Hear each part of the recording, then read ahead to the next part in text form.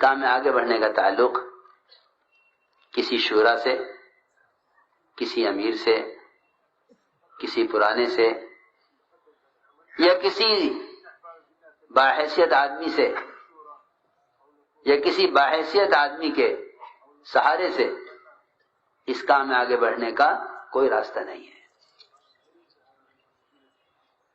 اس کام میں آگے بڑھنے کا تعلق صرف دو چیزوں سے ہے، صرف دو چیزوں سے ہے، اخلاص اور قربانیاں۔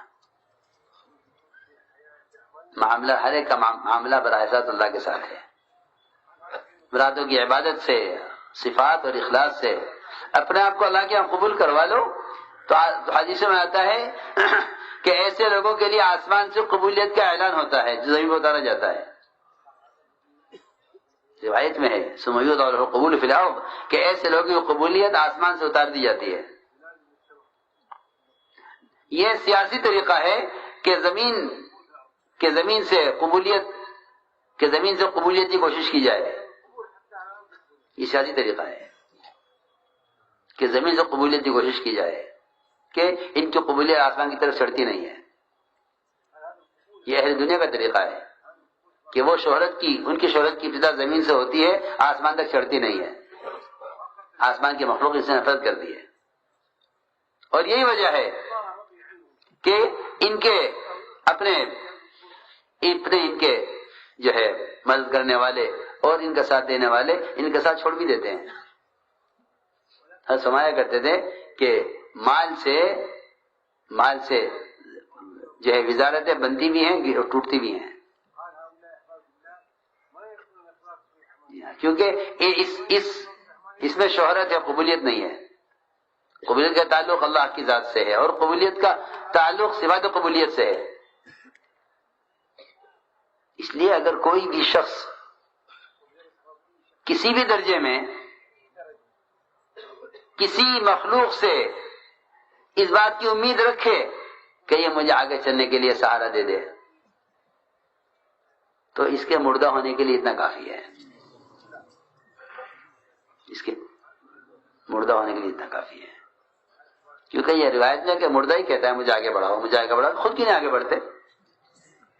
روایت میں وہ جنازہ کہتا ہے قدیمونی مجھے آگے بڑھاؤ، مجھے آگے بڑھاؤ، کیوں خود کیوں نہیں بڑھتا؟ کہ مردہ ہے، اور مردے سارے کندھوں پہ جاتے ہیں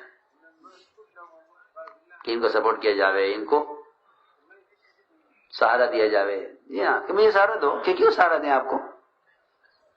کہ سہارے کا محتاج ہونا مردے کی کیا علامت ہے؟ جی ہاں، اپنے اللہ کے تعلق کو بڑھانا، اپنی قربانی سے آگے بڑھنا، یہ زندہ آدمی ہے، اپنی کوشش سے آگے بڑھے۔ یہ کیا کوئی کسی کو سہارا دے دے؟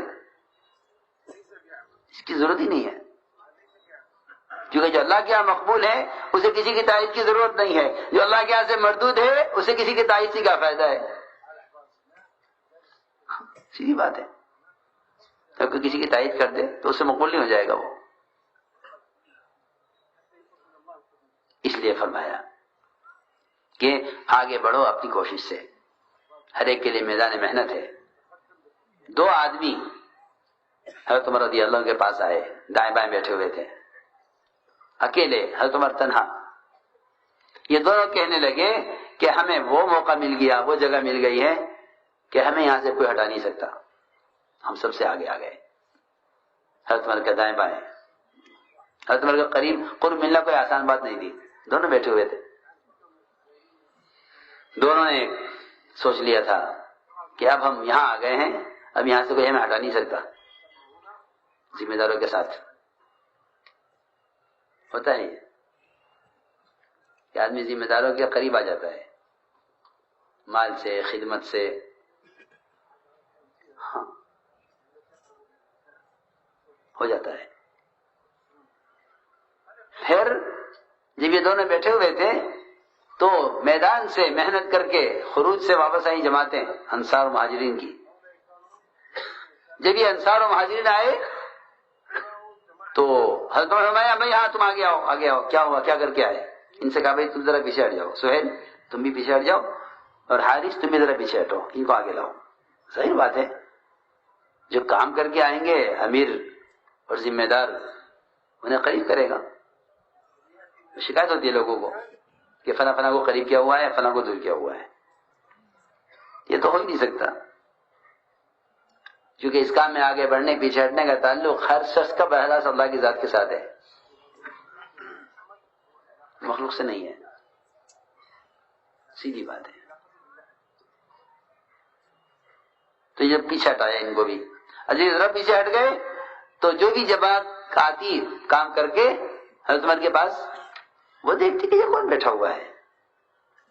نہ گشت میں تھے، نہ خروج میں تھے، نہ تعلیم میں تھے، نہ 4 مہینے میں تھے، یہ نہ میدان میں تھے، نہ تشکیل میں تھے، نہ وصولیابی میں تھے. یہ کون ہے؟ تو جو بھی آگے ان سے کہ بھائی صاحب آپ ذرا پیچھے ہٹ جائیں، ہمیں حضرت عمر سے بات کرنی ہے. صحیح بات ہے، وہ کام کر کے آئے، ان کے پاس کام ہے، احوال ہیں ملکوں کے، حالات ہیں، تقاضے ہیں، اگلی جماعتوں کا بنانا ہے، امور ہیں. جو کام کرے، جو میدان میں رہے گا مقبول ہوں گے، جو بازار جائے وہ اس کے پاس ہو گئے تجارت کے تقاضے. دوسری بات ہے جو کام کے میدان میں نہ اترے اس کے پاس کیا تقاضا.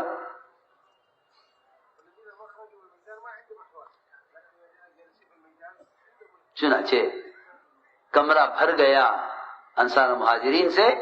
ان کو لوگ پیچھے ہٹاتے رہے یہاں تک کہ یہ مجبور ہو گئے کمرے سے باہر نکلنے پر، اور باہر نکل گئے دونوں. روایت میں باہر نکل کے کہا ہے کہ دوسرے سے دیکھو ہمارے ساتھ کیا ہوا. دوسری جواب دیا کہ دیکھو امیر پر ذمہ دار، اس کا الزام نہیں ہے، اس کا الزام امیر پر نہیں ہے، اس کا الزام ہمارے اپنے اوپر ہے، اس کا الزام ہمارے اپنے اوپر ہے. عجیب قصہ ہے. پھر جب چلے گئے لوگ، کمرہ خالی ہو گیا، یہ دونوں دوبارہ داخل ہوئے. آ کر کہا مومنین آج ہمارے ساتھ کیا ہوا ہے. حضرت عمر نے فرمایا ان کو بلایا گیا تقاضوں پر، تمہیں بلایا گیا تقاضوں پر. انہوں نے ملکوں میں جا کے تقاضے پورے کیے ہیں، تم نے تقاضے پورے نہیں کیے. انہوں نے تقاضے پورے کیے، یہ آگے بڑھ گئے. تم نے تقاضے پورے نہیں کیے، تم پیچھے کر دیے گئے. انہوں نے کہا حضرت عمر سے مومنین اس وقت تو یہ بتائیے کہ ہمارے اس جرم کی تلافی کیا ہو، کیا کریں ہم ان کے ساتھ کیسے ہو سکتے ہیں.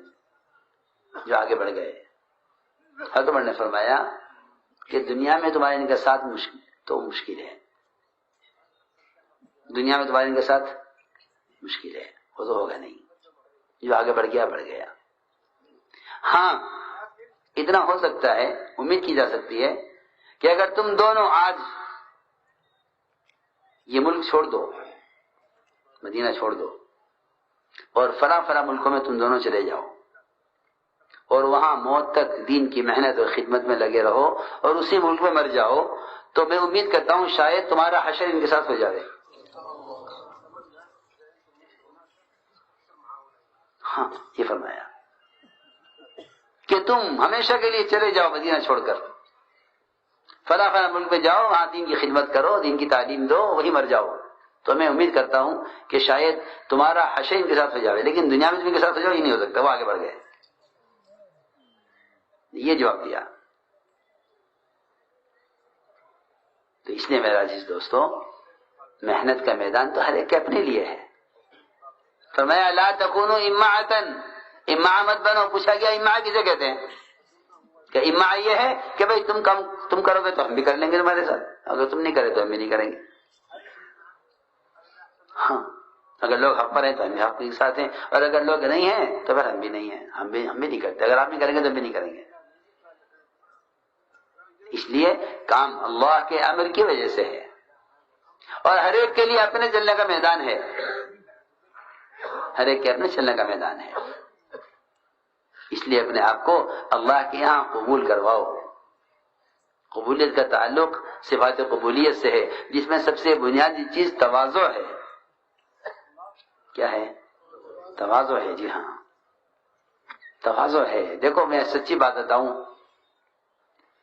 جہاں یہ بات پیش آ جائے گی، جہاں یہ بات پیدا ہو جائے گی کہ ہم کیا ہیں، وہی مشکلات پیدا ہوں گی. صحابہ اکرام کی بڑی صفت یہ تھی کہ وہ اپنے آپ کو گمنامی میں رکھتے تھے. اپنے آپ کو گمنامی میں، جی ہاں، اپنے آپ کو گمنامی میں رکھتے تھے، جی ہاں، اپنے آپ کو گمنامی میں ہمیشہ، اور کرامتوں سے اور شہرت کی چیزیں بچتے تھے۔ تمہیں داری حضرت عمر نے کہا کہ تمیم یہ آگ نکلی ہے پہاڑ سے، پہاڑ میں داخل کر کے آؤ، تو حضرت تمیم داری نے یہ کہا منین یہ ایک چنگاری ہے، حالانکہ پورے مدینے کو گھیر لیا تھا آگ نے، یہ ایک چنگاری ہے، چھوٹی سی چنگاری جو ہوتی ہے، آپ جانتے ہیں چنگاری اگر اڑتی بھی آتی ہے کسی کے کپڑے کی طرف تو اڑتے اڑتے بجھ جاتی ہے، اسے چنگاری کہتے ہیں، انگارہ نہیں، چنگاری، بھائی چنگاری ہے، اس چنگاری کو پہاڑ میں داخل کرنا کون سی بڑی بات ہے، مگر میں کوئی ایسا کام نہیں کرنا چاہتا کہ کل کو لوگ یہ کہیں کہ تمیم نے یہ کیا، لوگ کل کو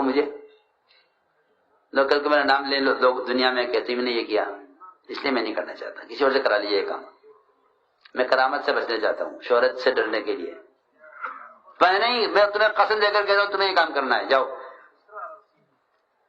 تو حضرت عمر کا حکم تھا۔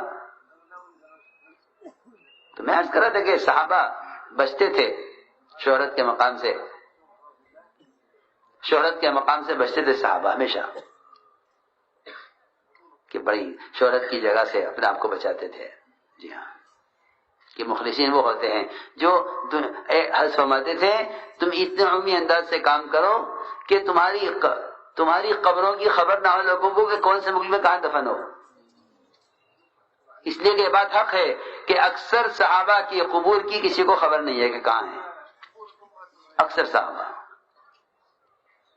جی ہاں، جن صحابہ کے خبروں کی خبر بھی ہے یا انبیاء کی قبور کی خبر بھی ہے، وہ کوئی یقینی بات نہیں ہے کہ ہاں فلاں صحابی یہی ہیں، بہت سے صحابہ ایسے ہیں جن کا مدفن یقینی نہیں ہے کہ وہ کہاں دفن ہے۔ ریکنسٹرکشن آف امہ dailymarkers.com، کہ نہ ان کے کتبے ہیں، نہ ان کی خبر ہے، نہ ان کی خبر کی کسی کو خبر ہے، جی ہاں، کام کرتے رہے مرتے رہے، کام کرتے رہے چلتے رہے مرتے رہے، جی ہاں، شہرت سے بچتے تھے۔ سلمان فارسی رضی اللہ تعالیٰ عنہ وہ صحابی ہیں کہ جب حضور اکرم صلی اللہ علیہ وسلم سے یہ بات کرتے تھے تو کوئی تیسرا شریک نہیں ہوتا تھا۔ کون؟ سلمان فارسی۔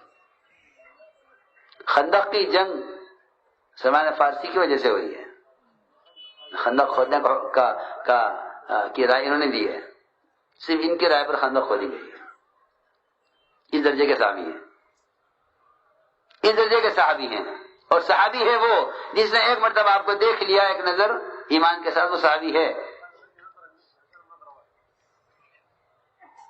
سنو، ان کو بڑے موقع ملے معرکوں میں، جنگوں میں، آپ کو مشورہ دینے میں، آپ کی صحبت میں، بڑا گزارا،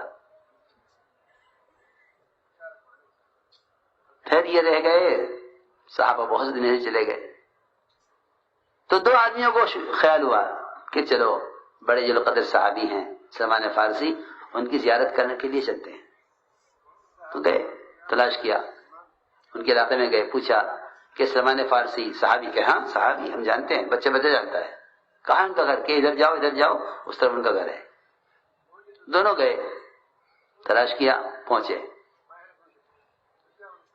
وہ گھر پہنچ گئے، وہی گھر تھا، ملاقات ہوئی، انہوں نے ملاقات کے وقت پوچھا کہ آپ سلمان فارسی ہیں؟ کہ جی میں سلمان فارسی ہوں، یعنی کہ آپ کو مبارک ہو، آپ نے بڑی صحبت اٹھائی، آپ صحابی ہیں؟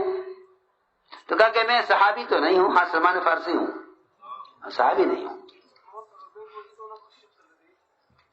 آپ صحابی نہیں ہیں؟ کہ نہیں میں صحابی نہیں ہوں۔ آپ سلمان فارسی ہیں؟ کہ جی میں سلمان فارسی ہوں۔ صحابی ہیں کہ صحابی نہیں ہوں؟ یہ کیسے؟ تو وہ کہنے لگے کہ دوسرے سے کو یہ کوئی اور سلمان ہے، وہ نہیں ہے، ورنہ تو کہتے میں صحابی ہوں۔ ہاں، جہاں کو کسی کا خلیفہ ہو، کسی کا جانشین ہو، تو خود کہے گا میں خلیفہ ہوں۔ ہاں، اور صحابی کی صحبت ثابت ہے، اور ساری امت اگر افضل التابعین بن جاوے تو ایک ادنا صحابی کے قریب تک نہیں پہنچ سکتی، وہ صحابی کا مقام ہے. اور یہ کہہ رہے کہ میں تو صحابی نہیں ہوں. تو کہنے لگے ہم غلط آ گئے، یہ کوئی اور آدمی ہے. اٹھنے لگے وہاں سے. پوچھا سلمان فارسی نے کہ تم اسی سلمان فارسی کی بات کر رہے ہو جس نے حضور اکرم صلی اللہ علیہ وسلم کا زمانہ پایا ہے؟ کہ ہاں ہم تو ان سے ملاقات کے لیے آئے تھے، آپ تو وہ نہیں ہیں. تو فرمانے لگے کہ میں ہوں تو وہی، آپ کے زمانے نے پایا ہے، آپ کے ساتھ مشوروں میں، آپ کے ساتھ معرکوں میں شریک رہا ہوں. پھر آپ صحابی سے کیوں انکار کر رہے ہیں؟ تو فرمایا دیکھو صحابی وہ نہیں جس نے آپ کے ساتھ زندگی گزار لی ہے، بلکہ صحابی تو ہم اس کو سمجھتے ہیں کہ جس کا حشر آپ کے ساتھ ہو جائے، قیامت میں پتہ چلے گا ہم صحابی ہیں یعنی. یہ جواب دیا. یہ فیصلہ قیامت میں ہوگا. اگر ہمارا حشر آپ کے ساتھ ہو گیا پھر تو ہم صحابی ہیں، اور اگر ہمارا حشر آپ کے ساتھ نہ ہوا تو ہم دنیا میں کیسے کہہ سکتے ہیں کہ ہم آپ کے صحابی ہیں؟ اللہ اکبر. یہ جواب دیا. اس لیے میں نے عرض کیا کہ اپنے آپ کو تواضع کے ساتھ اور اپنے آپ کو پابند بنا کر اور اپنے آپ کو قربانیوں کے ساتھ اپنی ذمہ داری سمجھ کر کہ میرے ذمہ ہے، مجھے کرنا ہے، میرا کام ہے. اتنا بڑا یہ مجمع دعوت کی نسبت پر جمع ہوا ہے، کیونکہ جو طلب لے کر آئیں اگر ان کی تعلیم اور تربیت نہ کی گئی تو پہلا سوال اس کا پرانے سے ہوگا. ہم سمجھتے تھے کہ جو عملہ تیار ہو گیا ہے وہ عملہ اس لیے تیار نہیں ہوا ہے کہ یہ عملہ کام سے بیٹھے، یہ عملہ اس لیے تیار ہوا ہے کہ نئے آنے والوں کی تعلیم و تربیت کے لیے پھر حرکت میں آئے. اس لیے کہ خود دین سیکھنے کے لیے کی مدت اور محنت وہ تو بہت محدود ہے، لیکن ساری امت تک دین کو پہنچانے کے تقاضے اور آنے والی جماعتوں کی تعلیم و تربیت اور ان کو لے کر نکلنا یہ موت تک کا مسلسل تقاضا ہے. اس کو میں نے عرض کیا تھا ان تتولوا یستبدل قوما غیرکم، تم نہیں کرو گے تو اللہ تمہیں ہٹا کر دوسروں کو لائیں گے. اس وقت کا سب سے اہم تقاضا یہ ہے کہ یہ جماعتیں، یہ مجمع جو دعوت کی نسبت پر جمع ہوا ہے، اس پورے مجمع کو وصول کرنا اور پرانوں کا اپنی خروج کی ترتیب کو چھوڑ کر میرے سلے لگ چکا ہے، میرے 4 مہینے تو ابھی لگے ہیں، اس سب کو ہٹا کر، اس سب سے ہٹ کر، یہ سب کو چھوڑ کر اس وقت آنے والوں کی جماعتوں کو لے کر نکلنا یہ پرانوں کی سب سے اہم ذمہ داری ہے. حضور اکرم صلی اللہ علیہ وسلم نئے آنے والوں کو پرانوں کے ساتھ تشکیل کرتے تھے. حضرت وائل ابن حجر آئے شہزادے تو آپ نے ان کی تشکیل کی ہے معاویہ کے ساتھ، تاکہ یہ ان کی تعلیم و تربیت اور ان کو اللہ کے راستے میں خود لے کر نکلیں. ان کو ان کے حوالے کیا. اس وقت کا سب سے اہم تقاضا ان آنے والی جماعتوں کو لے کر چلنے کا ہے، ان آنے والی جماعتوں کو لے کر چلنے کا تقاضا ہے. حضور اکرم صلی اللہ علیہ وسلم کے پاس ہر وقت ایک ایسا عملہ مستقل جمع رہتا تھا، آپ کے ساتھ چپٹ کر رہتا تھا. میں تو بہت ضروری بات عرض کر رہا کہ ہمارے پرانوں نے بھی کام کو گزرگاہ بنا لیا،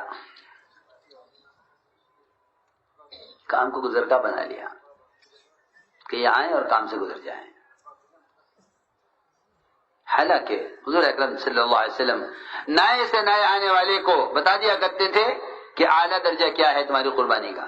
نئے آدمی کو، واسع بن اسقا ابھی اسلام میں داخل ہو رہے، کفر سے اسلام میں داخل ہو رہے ہیں، غیر مسلم اسلام میں داخل ہونے کے لیے آیا. آپ نے اس وقت اسلام میں داخل ہونے کے ساتھ ساتھ یہ پوچھا کہ واصلہ یہ بتلاؤ کہ ہجرت کون سی کرو گے؟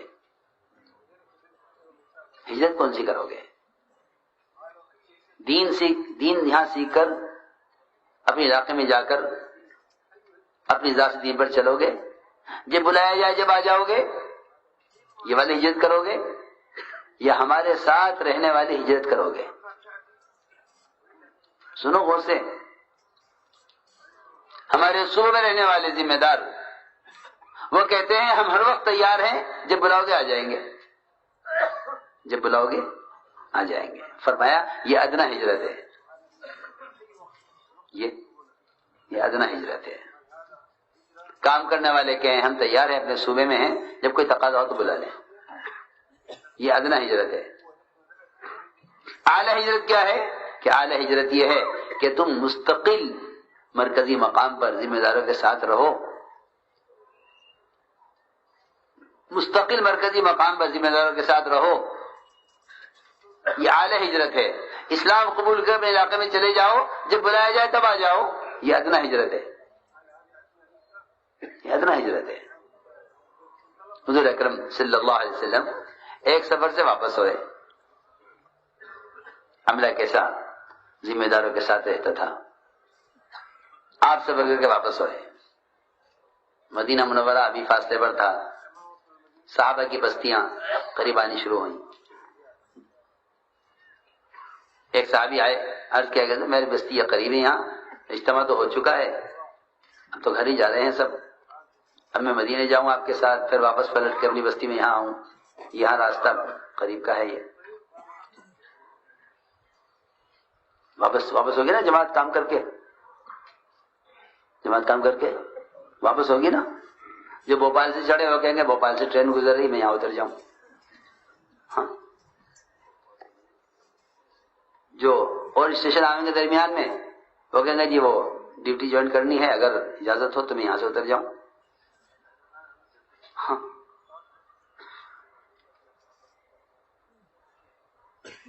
وہ صاحب آئے، اجازت لی کہ ہماری بستی قریب ہے یہاں سے، اب ہم یہاں سے آپ کے ساتھ مدینے جاویں، پھر مدینے سے پلٹ کے پھر واپس یہاں ہمیں یہ سفر زائد ہوگا، اس لیے کہ اجازت دیں تو ہم یہی سب یونیورسٹی میں چلے جاویں، کام تو پورا ہو گیا، اجتماع ہو چکا. ایک آیا اجازت لے کے چلا گیا، دوسرا آیا اجازت لے کے چلا گیا، تیسرا آیا اجازت لے کے چلا گیا. جب آپ نے یہ دیکھا کہ یہ مجھ سے اجازت لے رہے ہیں اپنی بستیوں میں یہاں سے قریب جانے کی، اور مدینے ساتھ نہیں جا رہے واپس، تو آپ نے فرمایا کہ اس درخت کی جس سمت میں میرا قیام ہے تم لوگوں کو اس کی دوسری سمت زیادہ پسند ہے. حالانکہ ایک درخت کا تنا کتنا ہوتا ہے؟ ایک درخت کا تنا کتنا ہوتا ہے؟ 2 فیٹ 4 فیٹ 6 فیٹ، اس سے بڑا اور اس سے زیادہ چوڑا ایک درخت کا تنا کتنا ہوگا؟ درخت کا تنا ہوتا ہے نا زمین سے، کتنا ہوگا اس کی چوڑائی؟ 4 فیٹ 6 فیٹ. 6 فیٹ کی دوری صرف کہ درخت کی جس سمت میں ٹھہرا ہوا ہوں تم لوگوں کو اسی درخت کی دوسری سمت پسند ہے، یہ آپ نے فرمایا، بس اور کچھ نہیں کہا. تو پورے قافلے میں کوئی اس بات کو سمجھ نہیں سکا کہ اس کا کیا مطلب ہے کہ درخت میں میرا قیام ہے تمہیں اس کی مخالف سمت پسند ہے. کوئی نہیں سمجھا. لیکن بات یہ ہے کہ قربانی کی باتوں کو قربانی دینے والے سمجھتے ہیں.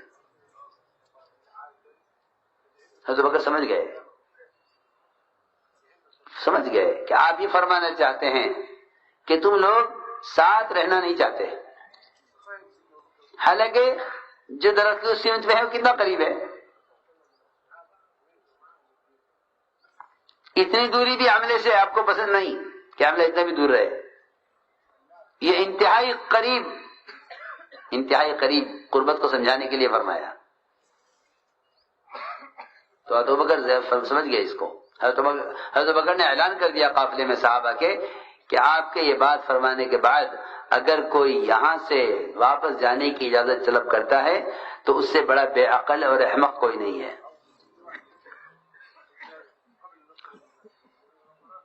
یہ میں نے عرض کیا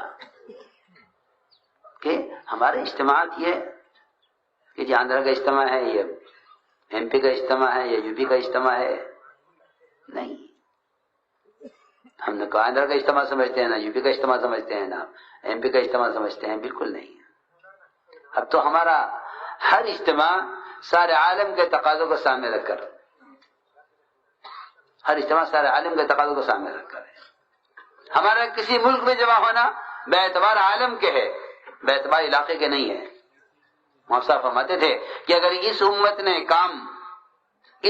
کام علاقائی سطح پر کیا، اگر اس امت محمدیہ نے کام علاقائی سطح پر کیا تو یہ امت وہ مدد نہیں دیکھ سکے گی جو مدد محمد صلی اللہ علیہ وسلم کے ساتھ ہوئی ہیں.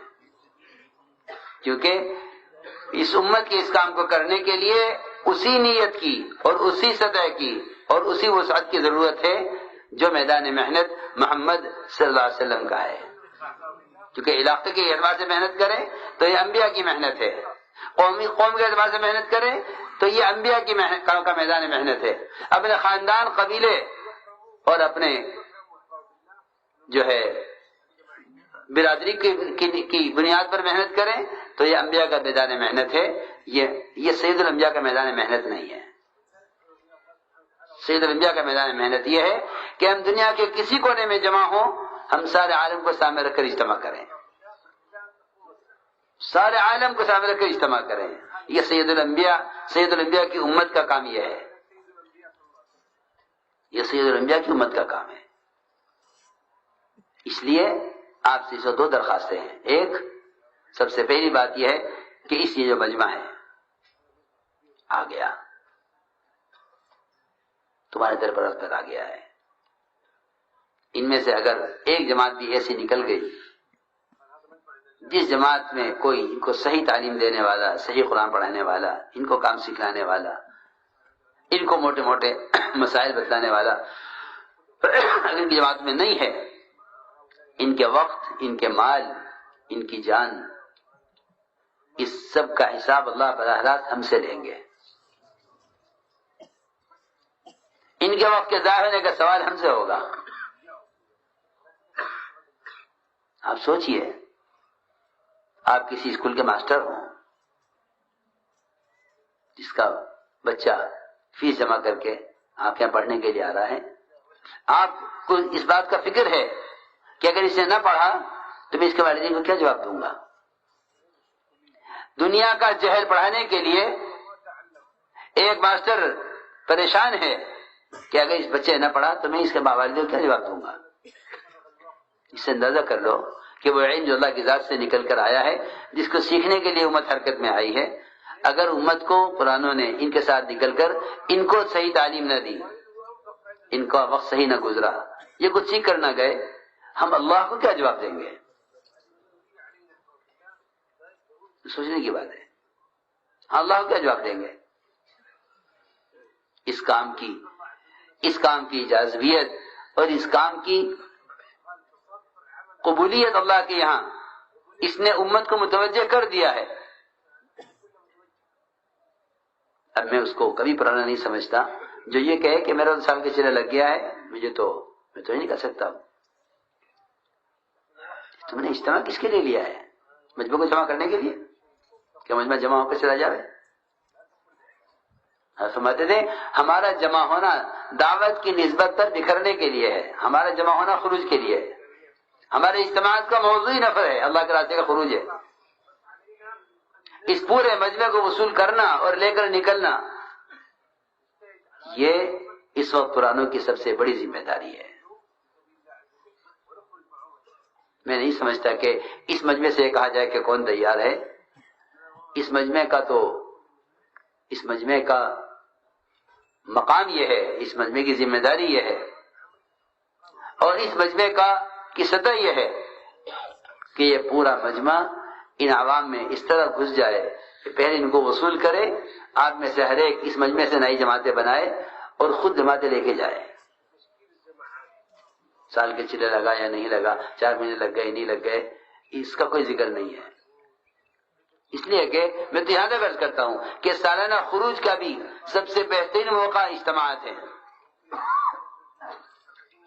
جو جماعتیں آئی ہیں ان جماعتوں کو لے کر نکلنا، یہ ہماری اجتماعی کامیابی ہے. اور ہمارے اجتماع کی جماعتیں وہ ہیں جو اجتماع میں شرکت کے لیے آئیں اور اجتماع سے نکلیں وہ ہماری اجتماع کی جماعتیں ہیں. ہم اجتماع سے پہلے کی جماعتوں کو اجتماع میں شمار نہیں کرتے، اور اجتماع میں جماعتیں تیار ہو کر آ جائیں، بستر لے کر، نقد بستر لے کر آ جائیں اجتماع گاہ میں، ان کو بھی ہم اجتماع کی جماعتیں شمار نہیں کرتے. اس لیے آندھرا والے اس سے خوش نہ ہو کہ ہم نے اتنی جماعتیں نکال دی. میں نے کہا تھا یو پی والوں سے، میں نے کہا جو جماعتیں تم نے اجتماع سے پہلے نکالی ہیں انہیں ہم اجتماع میں شمار نہیں کریں گے، اور جو جماعتیں